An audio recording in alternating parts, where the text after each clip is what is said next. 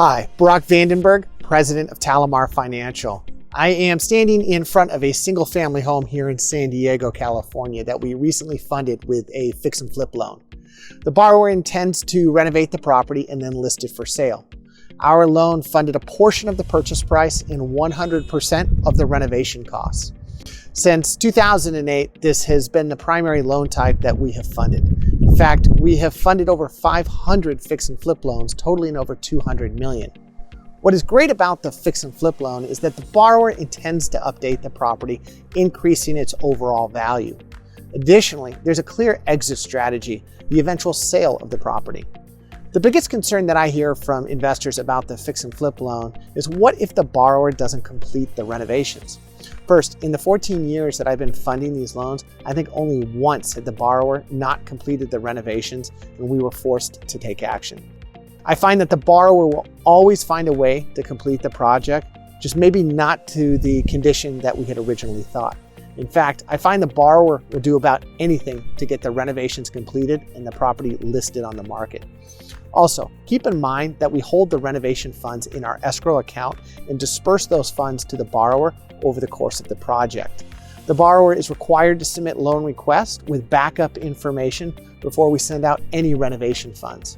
If we are left having to complete the project, the remaining funds in the escrow account can be used to offset those remaining construction costs. This loan represents the target loan type for the mortgage fund, secured on a residential asset in a transitioning, supply-constrained market. These loans are typically underwritten to 12 months, with the payback occurring in usually 6 to 9 months. It's short-term, so it reduces market fluctuation risk, and the borrower's exit is the same as ours: pay back that loan to make a profit. The average loan size is around $625,000 here in San Diego, so it doesn't make up a large percentage of the entire loan portfolio. And it's local, which me and my team can jump in a car and take a look at the property during underwriting or renovations. If you are interested to learn more about trust deed offerings through TaliMar or the mortgage fund, visit our website at TaliMarFinancial.com. We've made the investment process, investing in trust deeds, super simple. We offer a lender portal to view all of our trust deed offerings and details on the mortgage fund, as well as the ability to subscribe to both through the lender portal.